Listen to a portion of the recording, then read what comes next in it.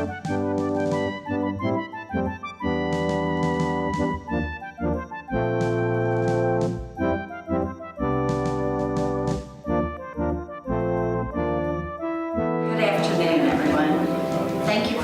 us for this month's Lunch and Learn program. My name is Pam Sanfilippo. I'm the Learning and Engagement Director here at the library, and I have the honor of introducing our speaker today. First, I'd like to remind everyone to please silence or turn off your cell phones. Today's program is part of the Eisenhower's Middle Road Speaker Series in partnership with the Kansas City Public Library, where the exhibit Eisenhower's Middle Road is now on display through May 24th. This exhibit and associated programming is made possible by a grant to the Eisenhower Foundation from the Ewing, Marion, Kauffman Foundation of Kansas City. These Lunch and Learn programs are made possible courtesy of the Eisenhower Foundation and the Jeff Coate Memorial Foundation. And we thank our foundation for supporting us with these programs, and we encourage all of you to become a friend of the foundation to help continue our programming. 50 years ago today, Dwight Eisenhower passed away at Walter Reed Army Hospital. Following this program, we have a special wreath-laying ceremony at the place of meditation. Eisenhower's granddaughter, Marion, will give remarks and place the wreath with assistance from our guest today, Mr. Tom Tudor. Mr. Tudor served as a sentinel, then relief commander at Arlington's Tomb of the Unknown Soldier from February 1969 to Memorial Day of 1970. He is the past president of the Society of the Honor Guard, Tomb of the Unknown Soldier, and is a member of the board. Please help me welcome Tom Tudor.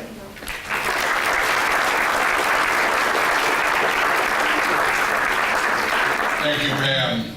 Thank you very much. And thanks also to the Kauffman Foundation for supplying the grant to make this possible. I would like to thank all of our veterans. Would you please raise your hands? I will ask you to stand.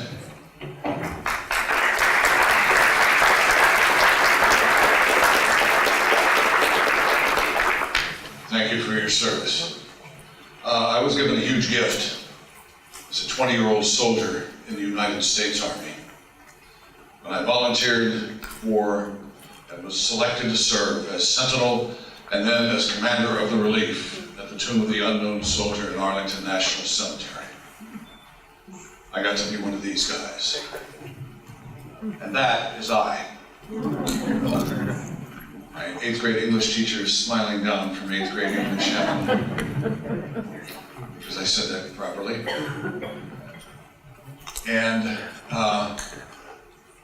this photograph was taken by the battalion photographer of the Old Guard on the 4th month anniversary of my first ever walk on the mat. And this is the mat. This is a 63 feet long piece of rubberized vinyl that gives us a little bit of insulation from the cold ground. These granite slabs are about 18 inches thick, and it also gives us a little bit of traction, because our shoes have large horseshoe plates on the heels and plates on the toes, so they're pretty slick. The main reason it's there is to keep our shoes from wearing a groove in the granite. Because if it weren't there, then there would be this groove in this rock. But it was the first day that I got to wear on my right breast pocket this piece of metal. This is called the Tomb Guard Identification Badge. This is the second least awarded badge in the U.S. military. The rarest badge in the U.S. military is the astronaut's badge. Somewhere around 280 of those have been issued. You have to actually fly in orbit, fly in space to earn the astronaut badge. This has been given to 667 individuals since 1959, and mine is number 78. And if you would like to see it afterwards, I will let you look at it close up. As Pam mentioned, I am the past president of the Society of the Honor Guard Tomb of the Unknown Soldier, and in such capacity, I'd like to talk about our motto. And our motto, just like the Boy Scout motto is be prepared, our motto is soldiers never die until they are forgotten, tomb guards never forget. We also have a thing called the Sentinel's Creed, which we hold near and dear. And this was handed to a relief commander after a changing of the guard in 1971. And it was simply signed by Simon. We don't know who Simon is or where Simon is now. He was not a tomb guard. I'll go through it again later. My dedication to this sacred duty is total and wholehearted. In the responsibility bestowed on me, never will I falter. And with dignity and perseverance, my standard will remain perfection. In the years of diligence and praise and the discomfort of the elements, I will walk my tour in humble reverence to the best of my ability. It is he who commands the respect I protect, his bravery that made us so proud. Surrounded by well-meaning crowds by day, alone in the thoughtful peace of night, this soldier will in honor and glory rest under my eternal vigilance. And we take that to heart.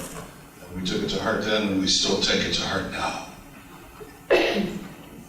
I want to give you just a little bit of Arlington history before I talk about the tomb guards and what we did and were required to do.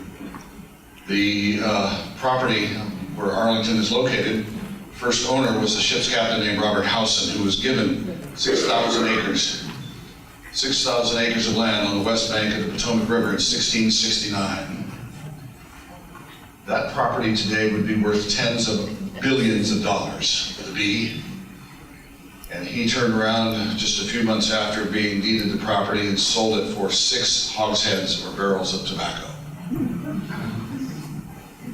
1778, a guy with a famous mother bought 1,100 of those 6,000 acres. And he's pictured right here about age 6. His mother was Martha Dandridge Custis, Washington. His father, Daniel Parke Custis, who was about 20 years older than his mother, died in 1757. And the widow, the wealthy widow, with 3 properties and over 200 slaves. Sadly, that was a pretty good measure of a person's wealth, was how many slaves they owned. But she was the most eligible widow on the market. When Washington married her, he was a year younger than she, but they were married on January 6th of 1759, and he immediately adopted the 2 children from her first marriage, John Parke Custis and Martha Parke Custis, who was given the nickname of Patsy, and his nickname was Jackie. Now, in 1778, when Jackie was or John Parke Custis was about 24 years old, he bought 1,100 acres of that 6,000 acres. And those 1,100 acres that he bought comprise right now what is Arlington National Cemetery and Fort Myer, Virginia, which is where the Old Guard is stationed, where the 30th Infantry Regiment is currently stationed. The exact boundaries are pretty much the same as those 1,100 acres that he bought. He died.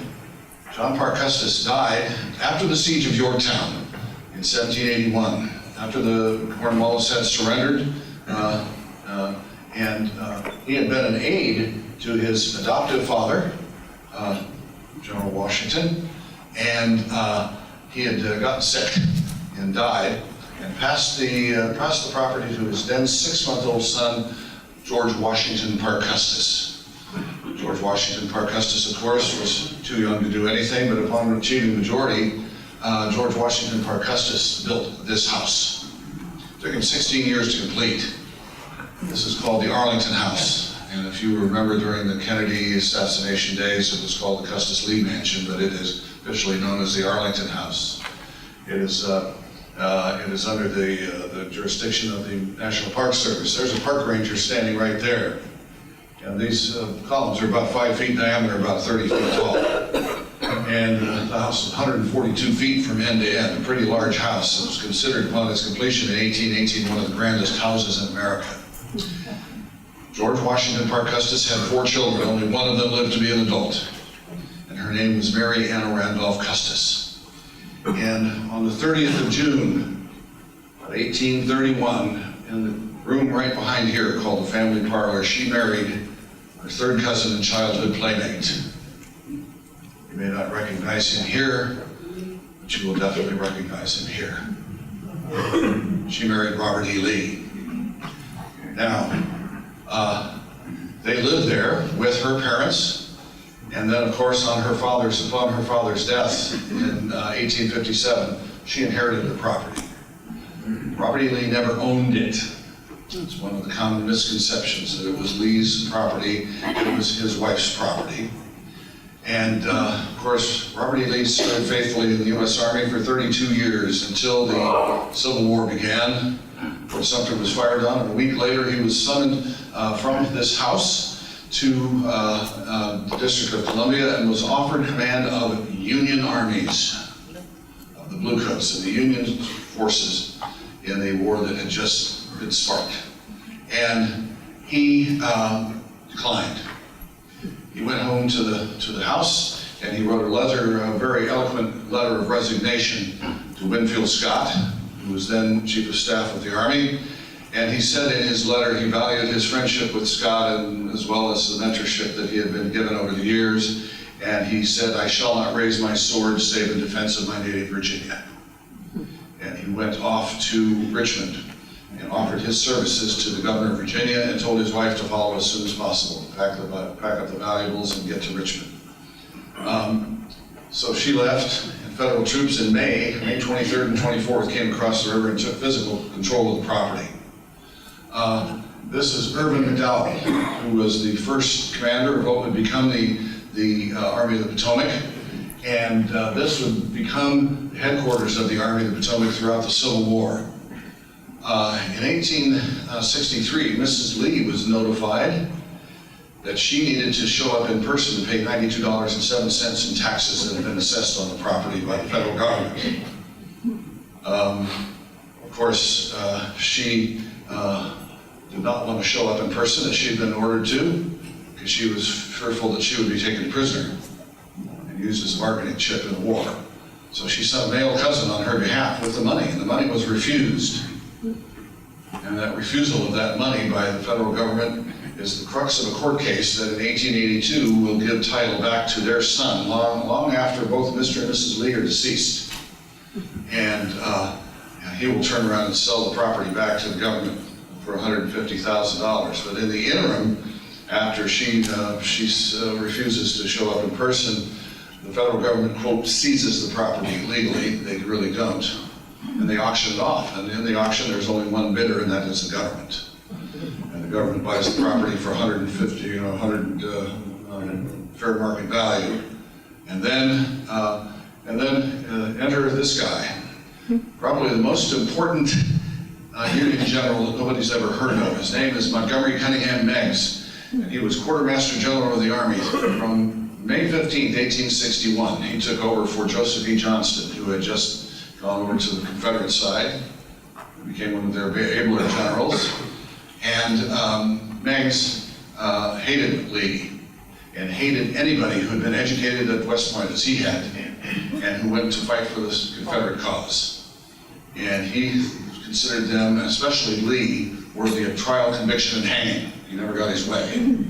But it was at his recommendation to Edwin Stanton, Secretary of War, that this former slaveholding plantation become a Union graveyard. And so the first burial took place on May the 13th. Now, Montgomery Cunningham Meigs was an engineer by trade, and this was his project from 1853 to 59, was the construction of the new Capitol Dome. And if you get a tour of the backstage tour of this dome, his name is all over the place. He was quite full of himself. He built a building called the Pension Building in Washington, D.C. with 20 million red bricks. And when asked what he thought of it after the war, William Tecumseh Sherman said that building has one drawback: it's fireproof. He continued on as quartermaster general of the Army, and the quartermaster is responsible for burial of the dead. And so he recommended to Stanton that they start burying in Arlington, and this is the first burial. This is Private William Henry Christman of Pennsylvania, who died of peritonitis in the district in the hospital and was brought over on May the 13th of 1864 and buried in what we call Section 27. Section 27 is where all the escaped slaves and free blacks who died in the area are buried, as well as U.S. colored troops and the first casualties of the war. The first combat casualty was brought the next day, May the 14th, William B. Blatt, and buried next to Private Christman. And so to the right of him is J.H. Smith, U.S. colored troop, one of 1,500 buried at Arlington. 180,000 black soldiers fought for the Union Army during the Civil War, and in addition to 1,500 of them being buried at Arlington, there are 3,800 escaped slaves and free blacks who were in the area and died, most of them buried before any of the military burials really started taking place. Now you were buried, I hope you're all done with lunch. This is an embalming surgeon doing his business. And Arlington was a place where most families did not want their sons to be buried. If you had the money to have your loved one embalmed and sent home, that's what you did. Put in a proper casket and sent home to be buried with the family at the family plot. So Arlington was a potter's field in the outset. This photograph is dated 1865, and it's not very attractive. But this is what was called at the time the Fields of the Dead, Section 13 now in Arlington National Cemetery. So if your son died in the Civil War, you wanted him home, and that's where most people brought him if they could afford it. But if you were unknown or your family could not afford to have you properly embalmed and transported, then this is where you were buried. If you deceased in the DC environs. Montgomery and Meigs wanted to make darn sure that the Lees would never wish to return to the property. So at the end of Mrs. Lee's rose garden, he dug a pit 10 feet deep and 20 feet in diameter. And in that pit, he placed the skeletal remains of 2,111 unknown soldiers gathered after the war from the fields of Bull Run and the route to the Rappahannock. And he didn't just place them in there, he stacked the skulls together and the pelvises together and the femurs together. So it would take up less space. And he covered it over and put this marker on top of it. Usually if I have a young person around, I touch their hand. And I tell that young person that you are now connected with the year that this was put in place, 1866, because the hand you just touched held the hand of a man born that year, and I called him Grandpa. And my point of that, especially when I talk to school kids, is that the Civil War is not ancient history. In my family, 3 generations from this date to me standing here speaking to you today. So recent events have shown that it is not indeed ancient history. This was the site of the first ever Decoration Day, proclaimed by General John Logan, who was Commander-in-Chief of the Grand Army of the Republic, which was the large veterans organization on the Union side. It had nearly 500,000 members about 1890. And he chose that day because it was a date where flowers would be in bloom from Maine to California throughout the Union, so that you could decorate the graves of your loved ones. He and his wife had visited Richmond shortly after the end of the war and were very impressed at how the Confederates had decorated with flowers the graves of their fallen.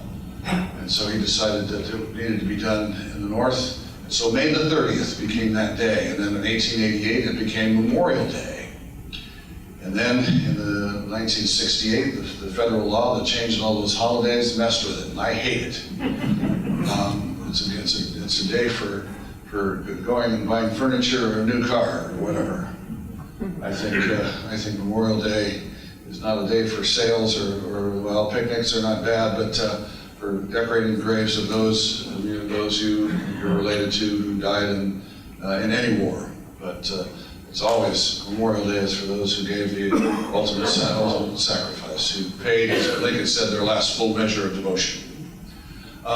And this is one of the places that was created for that first 1868 event in Arlington, the first ever Decoration Day. And the speaker at this event, at that podium, was James Garfield, 13 years before he would become president. Of course, shortly after that, he was shot and died not too long after. Of course, the Great War comes, and it is mechanical slaughter on an industrial scale, unconceivable in many minds when it happened. That this inconceivable that people could use these weapons on one another in such large volume. The British and the French, of course, we lost 116,000, the Brits almost 900,000, the French over 1 million. And of the British, 900,000, 400,000 were missing in action. They didn't have any body to take home and bury with a name attached to it. And so the Brits and the French, on the second anniversary of the signing of the armistice, which took place in this rail car in Compiègne Woods on the 11th of November of 1918, on the second anniversary of that, the Brits interred an unknown soldier to represent all those missing in Westminster Abbey. And this is the tomb of the unknown warrior in Westminster Abbey. The same day, November 11th, 1920, the French interred their unknown beneath the Arc de Triomphe with the eternal flame. And of course, that eternal flame was Jacqueline Kennedy's inspiration for the eternal flame at JFK's gravesite. So 1 year later, actually, after the British and the French had interred their unknowns, a Representative Hamilton Fish of New York, who had commanded a battalion called Harlem's Hellfighters in the First World War, battalion of black troops, and he introduced legislation on December 21st that would establish a tomb for the unknown soldier of the United States of America. There were 3 places under consideration. One was the crypt and beneath the rotunda of the Capitol that had been built for Washington's body, and Washington chose to be buried at Mount Vernon. And the other place that was under consideration, Rodman Wanamaker of Wanamaker's Department Stores. I saw Wanamaker Road coming down the road here. And he wanted him in New York to be a tourist attraction, either in Central Park or in Grand Central Station. And good sense prevailed, and Arlington became the place where our unknown soldier was to be interred. So selection took place. Unknowns from each of these 4 cemeteries, American cemeteries, were chosen. And those 4 unknowns were chosen from those cemeteries because the likelihood that they were killed in action was very high. Not somebody who died from the flu, but somebody who was actually killed in combat would be likely to have been buried in one of these 4 cemeteries. So they brought those, this is the American sector here, Samuel, River Meuse. They were brought from these 4 cemeteries via truck to a place called the Hôtel de Ville, which is the town hall of Chalon-sur-Marne, France. And in that place, those 4 identical caskets were laid out. And Sergeant Edward F. Younger was given a spray of white roses that had been given to him by a local man named Monsieur Broussard, who had lost 2 sons in the war. And he walked around his caskets and finally chose the second from the left. And that one that was chosen, the second from the left, those remains were put in a special ebony casket and brought out on the October 24th of 1921. To the caisson, and from the caisson, of course, to the train. That is General Pershing right there, John J. Pershing, walking with the unknown soldier. And to the train, to the port of Le Havre, and aboard the USS Olympia. USS Olympia had been Admiral Dewey's flagship in the Battle of Manila Bay in 1901 in the Philippines. And it was still afloat. It's still afloat today, barely, they say, in Philadelphia Naval Yard. They're refurbishing the hull. And there are the roses used to select the unknown, and they will stay with the casket all the way across the ocean. And here's the casket on the bow of the Olympia, with the French tricolor and the American flag. These are 2 French cruisers, and this is the Reuben James. And if you're familiar with the Reuben James, it was the first U.S. ship sunk by a U-boat in the Atlantic. About 5 weeks before Pearl Harbor, Reuben James sank out off of Iceland, and 100 sailors perished and 44 were rescued. So the Reuben James escorted the Olympia out of harbor.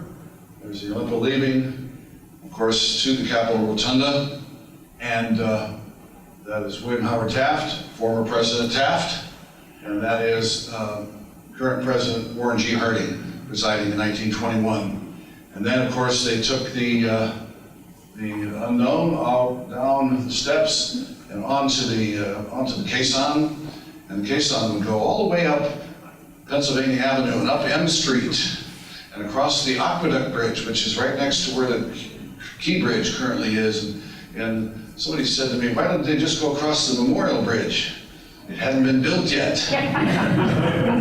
But Warren G. Harding got in his car and tried to drive to Arlington. All the foot soldiers had gone up M Street and across the Aqueduct Bridge. He tried to go down and cross the Long Bridge, and he got caught in a 3-hour traffic jam. And that was the beginning of the conception of let's build a bridge straight across. And the Lincoln Memorial was almost completed in 1921, and they built that bridge in 1932. It was a WPA project, the Memorial Bridge that went straight from the Lincoln Memorial and straight towards the Arlington House. And of course, symbolically connecting the Old South and the Union, Lincoln's Memorial and the Old South of Robert E. Lee. So this is Pershing, who is walking alongside, and this is Thomas Saunders, the Cheyenne Indian, who was one of the body bearers. So if you have a chance to read the book called The Unknowns by Patrick O'Donnell, it describes the heroics of all of these men who were chosen to be the body bearers for this casket. Several medals of honor and distinguished service crosses among them. And here's Warren G. Harding presiding over the ceremonies. And then, of course, the casket being lowered. And then here's Pershing dropping a fistful of French soil in on top of the casket. The bottom of this crypt has a layer of soil 2 inches thick from the battlegrounds of France. So this American soldier will lie forever on the French soil that he died defending in 1917 or 1918. The tomb was not guarded. And in 1925, November, a veteran of the Great War came around the corner and found a family that had spread out a blanket on the top of the tomb and were enjoying a picnic lunch. He chased them off, and he went to the White House, and he walked through the gate, and he walked up and rang the doorbell at the White House and got in to see the President of the United States. Imagine that. Calvin Coolidge. Coolidge listened to his story, and he said, yes, let's put a civilian guard. So they put a civilian guard on the tomb the next day, and about 3 months later, March 25th, 1926, the United States Army took over. The Army has always guarded the tomb, no other service. The Army being the senior service, and the Army is also the administrator of Arlington. The Department of the Army administers Arlington and the Old Soldiers and Airmen's Home in D.C. The Veterans Affairs administers all the rest. The Army, Department of the Army, it was their baby. 1931, this replaced this. These 6 wreaths, 3 on each side, represent the 6 major battles the U.S. fought in the First World War. And these wreaths are inverted, they're open at the bottom. Everybody knows about the horseshoe holds the luck runs out. Well, similar. A wreath of victory has the points up, and a wreath of mourning has the points down. And so we have, on the end of the tomb, we have peace with a dove, valor with a sword, and victory in the center, embracing them both. In 1937, it was discovered that people were coming in at night when the tomb was not guarded. Coming in at night with hammers and chisels and knocking pieces off the wreaths and the figures to take home as souvenirs. Midnight, July 2nd, 1937, the 24-hour guard was posted at the tomb of the unknown soldier, and the tomb has been guarded nonstop ever since, regardless of weather and events. And in 2002, there was rumors circulating that the tomb guards had been told to abandon posts and that they had refused to obey orders. Well, the truth is they were given a contingency plan that if the hurricane started blowing trees down in the vicinity, that the tomb guards could go inside the amphitheater to keep visual contact with the tomb. But no tomb guard I know, guy or gal, 4 females have earned the tomb guard identification badge. And I met the first one,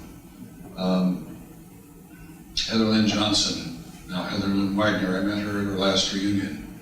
And she was a groundbreaker in 1995. Was the first female to earn the badge, to walk the mat and earn the badge. But nobody I know who's guarded the tomb would be the first to walk away from that duty. Nobody. It's in our blood. For most of us, it's the hardest job we have ever loved. And to leave the unknowns unguarded would be unthinkable for any of us. Then, of course, World War II comes along. Of course, this is the Marine Memorial, just north of Arlington, in a separate park. It's not part of Arlington, but very close by. And of course, in the Second World War, the fields of battle were huge, much more extensive. We had in Operation Torch. We had people buried in North Africa. We had people buried in Sicily and in the boot of Italy and France and southern France, and all the way up to the Netherlands. A friend of mine's father died in 1945 when he was an infant, and he's buried at Holland. So they decided we need to make sure this happens. The original date for the interment of a World War II unknown was going to be 1951. And something happened in 1950. North Koreans came across the 38th parallel, and all those bets and all those plans changed. And so in the early 50s, after the Korean War was done, they decided, let's do a World War II and a Korean unknown on the same day. And the day they chose was May 30th, was Memorial Day of 1958, while Dwight D. Eisenhower was President of the United States. And of course, this was Ike's supreme command, was all of Torch and Overlord and all of Europe. So in Frankfurt, they did their grisly business of checking the remains over to see if there was any way to identify them.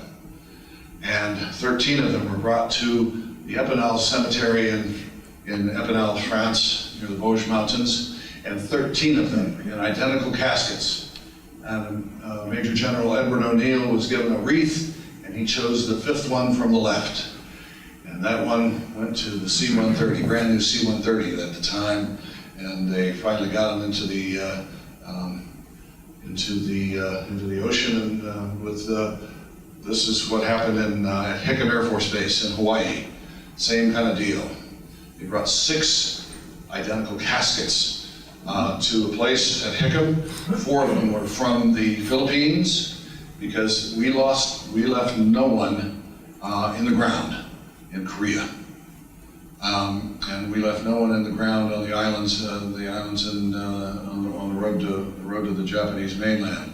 And so they were all brought to Hickam. 6 of them. The Trans-Pacific selection was made May 16th of 1958. Colonel Glenn Eagleston, a highly decorated American pilot, made the selection with a lay of white flowers appropriately in Hawaii, and he was brought to the course, and they met at sea aboard the USS Canberra off the Virginia coast just a few days before Memorial Day of 1958. This is the Korean unknown, already chosen by Master Sergeant Ned Lyle just a few days before. I can't tell you which is which. This soldier who is not selected will be buried at sea, and these 2 will come to the Capitol building, to the Naval Gun Station, to the U.S. Capitol. And I I sort of pity these guys here because they stood there for a long, long time on that day, just as they did at President Eisenhower's funeral. You'll see the same array of soldiers and sailors on the steps of the Capitol when I play the video clip. And they lay for a full 48 hours in the Capitol Rotunda. And in the middle of the night, they switched the pedestals. Because one of these, I can't tell you which one is which, is the Lincoln pedestal, the one that Lincoln lay and stayed on in 1865. Also bore the bodies of Garfield and McKinley, and of course the unknowns. So they switched them so each of the unknowns lay a full 24 hours on the Lincoln pedestal, and then out of the Capitol Rotunda to the caissons, and then all the way down Independence Avenue, and then around the Lincoln Memorial and across the Memorial Bridge to Arlington National Cemetery. And here they are coming in. And this is the crowd gathered at the National Memorial Amphitheater. And here is President Eisenhower, and what he is doing here is bestowing a Medal of Honor on one of the unknowns. And then this next photograph, almost at the same instant, but the wonder of color, and a color photograph of President Eisenhower bestowing Medal of Honor on this unknown here. And then after that was done, they were taken through the amphitheater. That is John Metzler, Sr., who was then superintendent of Arlington National Cemetery, and there's Ike coming down the stairs. And naturally, Ike was next of kin to the World War II unknown, very naturally, and made sense. And then acting as next of kin to the Korean unknown was then Vice President Nixon. So there's Ike there, and there's Vice President Nixon, and then here's the flag folding. So caskets were lowered into the graves.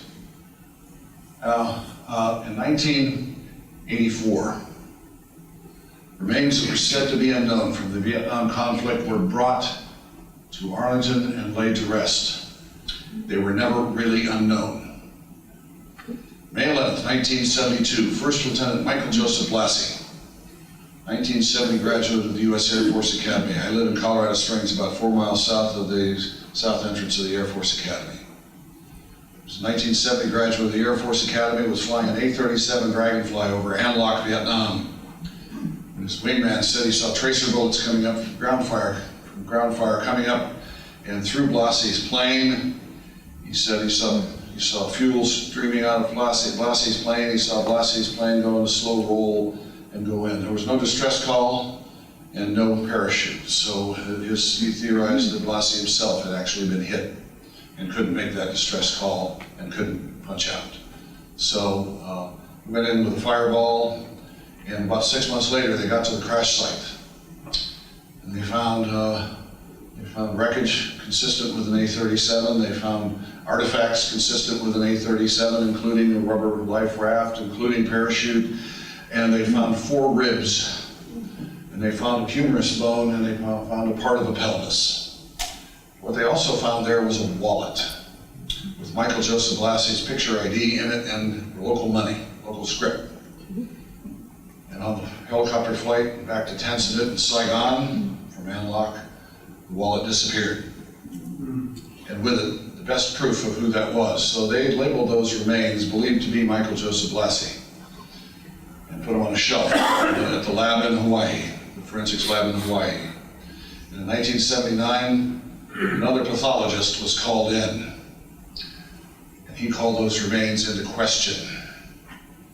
And they, based on the length of the humerus, actually the length of the humerus was within range for Blassie, but he wanted to rule Blassie out as a possibility, and he reclassified him X-26 and buried him on May the 28th, 1984. Family found out that there was a paper trail leading from believed to be Michael Blassie to X-26, and they got an order to disinter based on that paper trail.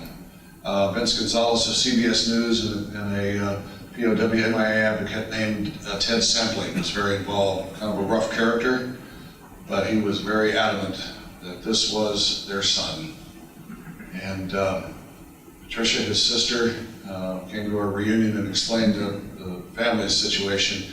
They had a family meeting, and finally they turned to Mom, and Mom said, let's bring Michael home. And so they got the order to disinter on May 14th, 1998, and they brought him out. I want to point out two things here. These are spikes on this. So this is called the sentinel box. I'll talk about this in just a bit. But they brought him out, and they sent his ribs and bones off for DNA testing, and mitochondrial DNA testing had gone miles ahead from 1984 to 1998. And on June 28th of 1998, they positively identified him as Michael Joseph Blassie. And so he is now resting at the Jefferson Barracks National Cemetery near St. Louis, Missouri, which was Blassie's hometown. He was from St. Louis. And so there's Michael. He was born in '48, same year as Mary Jean's brother and myself, 1948. And so he now rests at the Jefferson Barracks National Cemetery. This is a photograph of Section 60. Section 60 is in Arlington, and it's where all the KIAs from the War on Terror are buried that have chosen Arlington for their final resting place. And this was taken during wreaths across America. Has anybody ever donated wreaths to Wreaths Across America? This year they got every grave in Arlington. The last several years they have gotten every grave in Arlington. Over 700,000 wreaths this year total. And this is sometimes considered the saddest acre in America. And if you walk through Section 60, you'll see lots of things left by the graves, and you will see scenes like this. Her name is Mary McHugh, and this was her fiancé, James John Regan. So it is a very sad place indeed. And we all hope that we don't have more sad places like Section 60 again. Although it is still, it is not all for KIAs, it's for older veterans too, who have passed. And when I talk about Arlington, I mentioned the fact that there are 400,000 plus buried there. And because a lot of those burials are spousal burials, so there are two in the same plot with the same stone. So there are approximately 300,000 gravestones in Arlington. This photograph has about 1,500. When I talk to school groups, I say, who's the math whiz in here? Okay, give me a number. How many of this picture with 1,500 would I have to display to equal 300,000? And the answer is I'd have to reproduce this 200 times to equal 300,000 graves, which would be what are buried in the 624 acres of Arlington National Cemetery. Our nation's most hallowed ground. As I mentioned, it started out as a potter's field, but it is now considered our nation's most hallowed ground because who chose to be buried there and who is buried there. 410 recipients of the Medal of Honor. That's extraordinary. A place like Fort Logan in Denver has over 100,000 graves and 3 medals of honor. Arlington has 410. Yes, I was young once. My daughters refused to believe it. And this photograph was taken in the summer of 1968 when I was at Fort Bliss, Texas in basic combat training. And I'd had 2 years of college at the University of Iowa. And like anybody who had some college, they decided to send me to infantry school because maybe the OCS light would go on, or the NCO school light would go on. So I went to Fort Ord, California. And the second week I was at Fort Ord, California, they announced a meeting after duty hours for anybody between the heights of 5'10" and 6'2" who wanted to volunteer for the Old Guard, the ceremonial battalion in Washington, D.C. So I went to that meeting with about 40 other guys in my unit. 7 weeks later, orders came down. One guy went to Fort Myer, and it was me. And I consider that a stroke of good fortune. So I never went overseas during when the Vietnam War was hot. in 69, 68, 69, 70. So, so I went to Fort Myer. There were 900 guys in the battalion, but only 12 guys doing this job. And there's the Tomb Guard identification badge. First day I wore it, same photographer took this photograph. And I was walking the mat. And of course, walking the mat, if you've been there, you know the Tomb Guards do not move their faces. You know the Tomb Guards do not react to anything, and that we walk in such a way that our head does not bob up or down or move side to side. So if you couldn't glide, you couldn't guard. 21 steps, halt, face, stand for 21 seconds. 21, why 21? Echoing the 21 gun salute with full military honors. So 21 steps, 21 seconds, and counting to 21 is sort of an inexact science. A soldier who was just going out told me, I use the Lord's Prayer with trespasses and trespassers. Try it at home with a stopwatch. Just say it at regular cadence. And it's words and it doesn't change. It's the same every time. So I use the Lord's Prayer, and every time I passed the midpoint of that mat about 20,000 times in 8.5 months that I was a sentinel. That means 40,000 Lord's Prayers and 60,000 slams of the heels. I learned early on that this was going to be very hard on my lower legs. Now they call them compression socks now. But I went out and got myself a pair of sup hose. Remember them? I got a pair of sup hose, and I wore those things religiously because a lot of guys were having problems with their lower legs because of blood pooling and all the stuff you were doing with your slamming your heels together. But I was lucky. I wasn't in Rice Paddy University. I was here. On Halloween of 1969, I became commander of the relief. I became the guy who changed the guard. And I did about 2,000 guard changes in the last 7 months that I was in the U.S. Army. And of course, the challenging part of it was doing the weapons inspection. That is I there. And this is my friend who's still with us, Robert Regal, Sergeant Regal. And then this is the National Memorial Amphitheater, a beautiful building made of Vermont marble. I'm going to take you up to the top, and we're going to look straight down. And here's what we see. We're looking down at the mat. Of course, this is where the soldier walks. And this is the sentinel box that I pointed out with the little spikes on top. And this is where, when they're laying a wreath here, the sentinel doesn't want them. You don't want the sentinel walking back and forth. So the sentinel goes in here, and waits while the wreath laying ceremony takes place, and then comes back out. But those spikes were there for a reason. And we walked in all weather. I don't care how hard the rain was. I don't care how cold the wind was. We don't care how the sleet is coming sideways.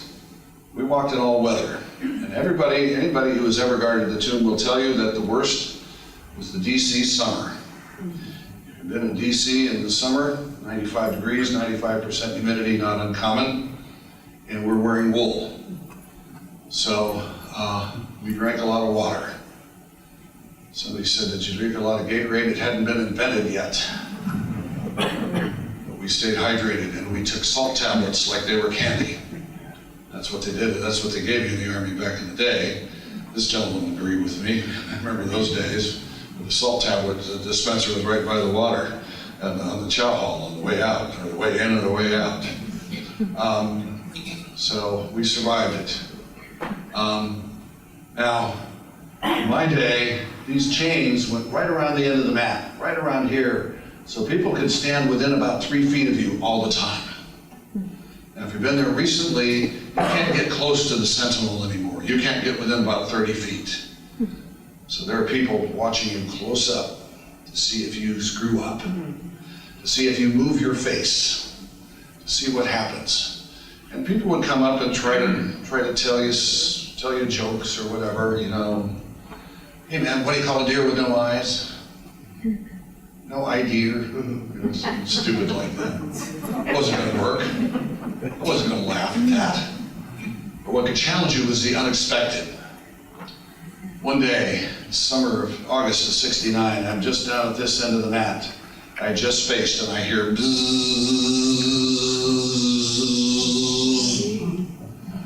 The largest bumblebee I'd seen in my life landed on the tip of my nose. And of course, we're not supposed to react to anything. I could feel his hind legs inside my nostrils. And he sat there for about 10 seconds. An eternity. And finally he flew away, and I was so glad that he flew away. About 3 weeks later, some lady had come walking up the steps and stood right there in front of me. She was behind the chains, changeman here. She was behind the chains, and she raised her little Instamatic. Remember those? She raised her little Instamatic and put it up to her face and went click, and she put it down and she walked away, and I was the only one there who couldn't laugh. And I was the only one there who knew that she had just taken an extremely close-up photograph of her very own eyeball. She had that sucker bass backwards. And I had images in my mind of her getting home and getting her photos back from Walgreens. That was back in the day when you had to wait for your photographs. But she would have been surprised at what she saw. Then, of course, right before I became relief commander, I was down at this end of the mat, standing at parade rest, waiting for the guard change to begin. I was just about ready to be posted on the mat, and I saw something coming at me on the ground. A little baby squirrel. A little baby squirrel jumps up on the toe of my right shoe. Now, we spit shine those shoes, and they still spit shine leather shoes at the tomb. They don't have Kauffman or any of that, or patent leather or anything. It's spit shine leather. Old army dress shoes. And he jumped up on the toe of my shoe, and then he proceeded to climb my leg inside my trousers. I'm thinking that this is not good. He's climbing his tree, and he gets up about here, and he decides that that's not a very cool place to be. And then he finally exits, and that was a long, long time he was in there. I will tell you that baby squirrels have very sharp little claws, and they go right through suppos. But boy, was I glad when he left. Now, of course, we were as perfect as you could possibly be. We pressed our uniforms to a knife edge. Our shoes were polished on the edges of the soles. We had triple soles and triple heels, and the edges of those things were shiny and smooth. We would take the laces out of our shoes. I said, I was at the Air Force Academy talking to some cadets, and I said, what's the first thing you do when you shine your shoes? They had all kinds of answers for me, and my answer was take them off. You take the laces out so you can shine over the holes, you know. We shined the tongue. We shined the tongue. Who was ever going to see that tongue? Who was going to know if it was shined or not? You were. Somebody would know. But you would know if your tongue or your shoe was shined or not. We made ourselves work hard. As I said, it was the hardest job I ever loved. And we were in it together.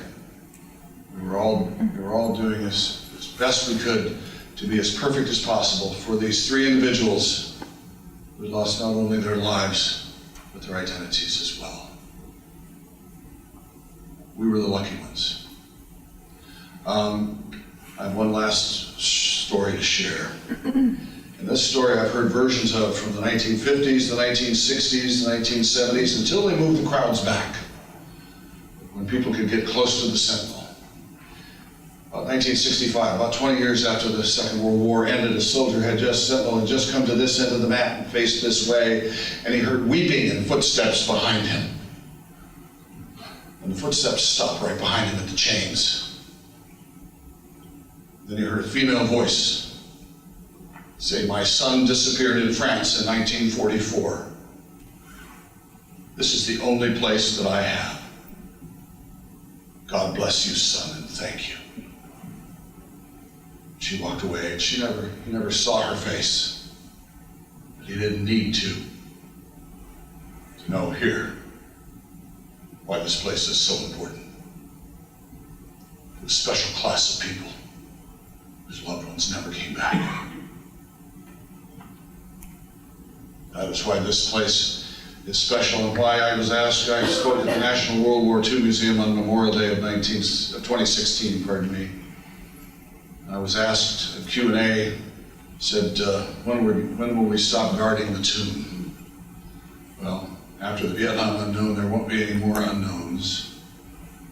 We will continue to guard these three until there is no longer a United States of America. That was my answer, and that is still my answer today.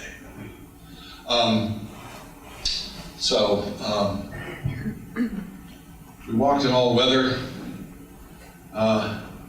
Whenever it's you see on the internet, well, or Facebook or whatever, well, Congress took the week off because it was snowing.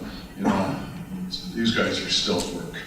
They drag file photos from the 80s out, because they're too lazy to go up there themselves and get a photograph. But the tomb is guarded 24/7 through whatever, through Snowmageddon, through hurricanes, through whatever. We had no ear protection in my day in the winter. We had cotton gloves and nothing on our ears. If it snowed, it snowed. And walking in the snow was sort of special.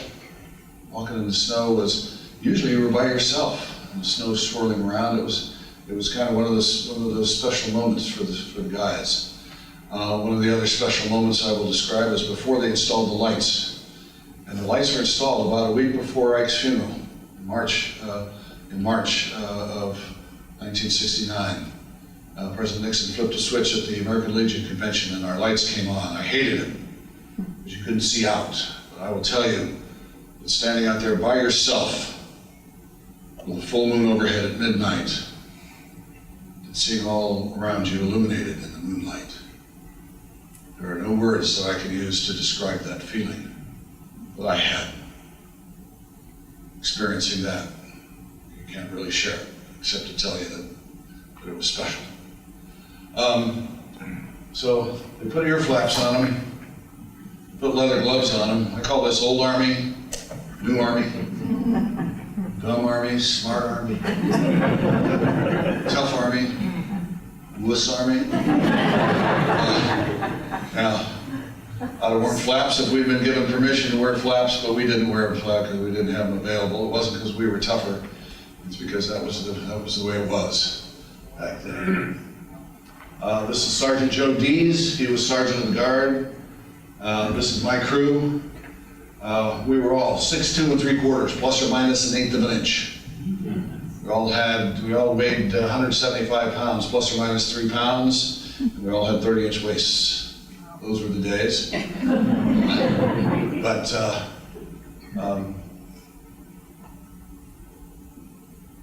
they were just bringing guys in who'd been decorated in Vietnam. This is Bill Terry. Bill had CIB, Purple Heart. I think there's a Bronze Star in there, and a Legion of Merit. So most of us were just about to get out. I was just about to get out when this photograph was taken. My dedication to this sacred duty is total and wholehearted, and the responsibility bestowed on me never will I falter. And with dignity and perseverance, my standard will remain perfection. Through the years of diligence and praise and the discomfort of the elements, I will walk my tour in humble reverence to the best of my ability. It is he who commands the respect I protect, his bravery that made us so proud. Surrounded by well-meaning crowds by day, alone in the thoughtful peace of night, this soldier will in honored glory rest under my eternal vigilance. Simon, 1971. Now, 50 years ago on, today's Thursday, 50 years ago on Saturday, the 30th, they brought President Eisenhower's casket over from It had been at, he died on the 28th, 50 years ago today. And he went to the funeral home, and then from the funeral home to the National Cathedral. And on the 30th, they brought him out of the National Cathedral to 16th and Constitution and transferred him to a caisson, and that caisson walked him past the White House one last time and up to Capitol Hill. A trip that he made so many times to visit Congress or deliver a State of the Union address or many other events. But he made it the last time on the 30th. And they brought him in. He's already in, and these guys, again, standing at attention on the steps. Fortunately, it was not a hot day. We didn't have anybody drop that day. But these are dignitaries coming in, and we're going to get another shot here. This is footage courtesy of the archives here, and of course this is one of the cars. This is our group here.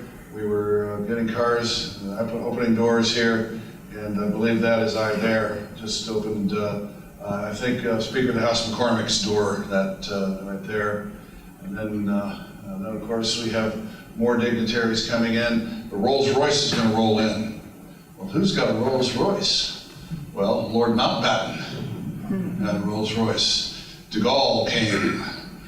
I got 4 doors. The first door I got was the Shah of Iran. He was about 5'5". The second door I got was Haile Selassie of Ethiopia. Haile Selassie was about 4'10". Then I got George Romney. And then I got Speaker of the House McCormick.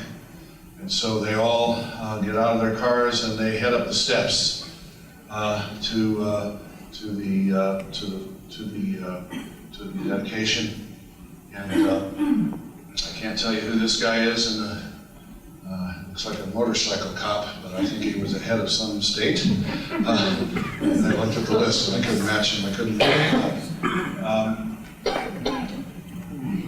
So this was from some 8mm, 16mm film, I believe, that Samantha Kenner provided, and I was able to use some of it. It was a long clip. It was like 24 minutes. I don't think we had time for the whole thing, but this is finally going in.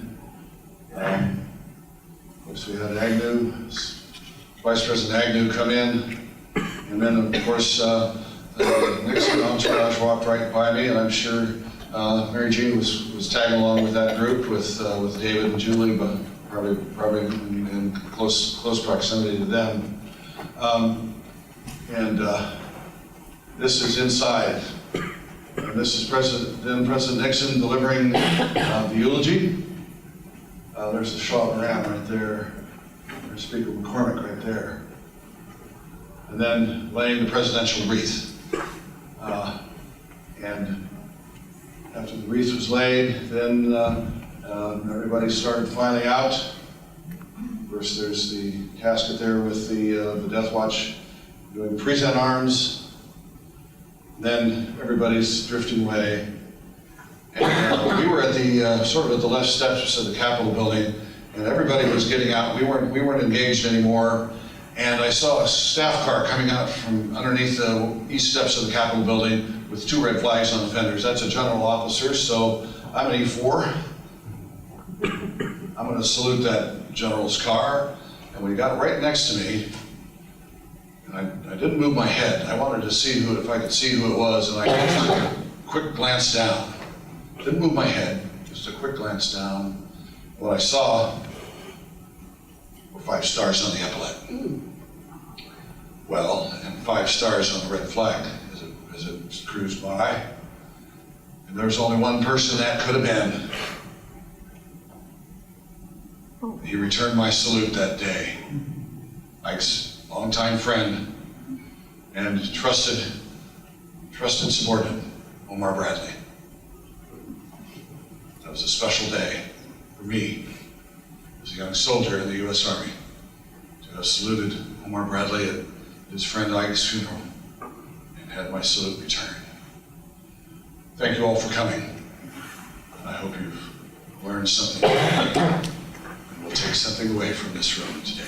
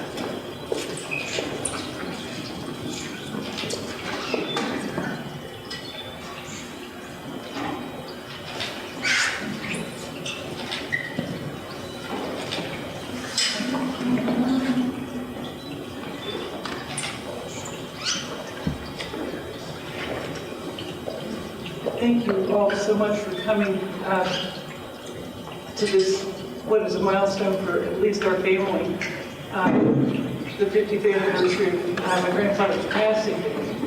And I thought over many things that I'd like to say to you about my grandfather, but I thought that it would be better said to my grandfather. So this is directed to my grandfather. I'll say this to you, Granddad. Today marks 50 years since your passing. And while you're gone, I still feel you here. You belong to the world, but what I loved about you most was your devotion to us. We never knew anything but being the center of your attention. Since your passing, I read an article on you that the journalist asked, of all the things that you had seen in your life, all the things that you had dealt with, what was the most difficult thing you had to face? You replied, the loss of my son. Life is never the same. You had the extraordinary way of separating your global importance to making your family feel like they were always on a pedestal. I always say, what I love about you best and the joy of being related to you was that you were a knee-slapping grandfather, one anyone would wish for. 50 years ago, we stood in the same chapel and said goodbye to you, but it never really was a goodbye, as your efforts, philosophy, love of America and the world, your compassion for those in need, your courage to do the difficult, right thing lives on in all of us. We unconditionally trusted you when you were here, and today, I feel safer and happier because 129 years ago, you came into this world, and for 78 years, you made it better. I'm sure by now you've been reunited with your beloved wife and your two sons. May all of you continue to rest with the angels. Keep the light on. It wasn't goodbye 50 years ago, it was a Tudor. I brought with me some flowers to go with the wreath. Queen Victoria named the colors of the flowers for different emotions.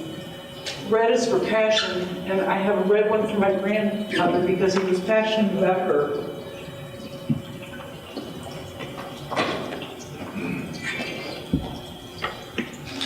And one is a white one which stands for purity.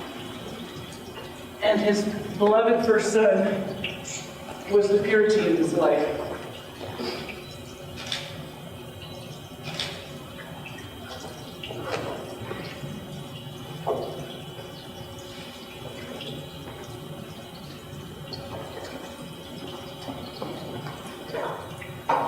I thank you from the bottom of my heart for sharing this very intimate and personal moment with me.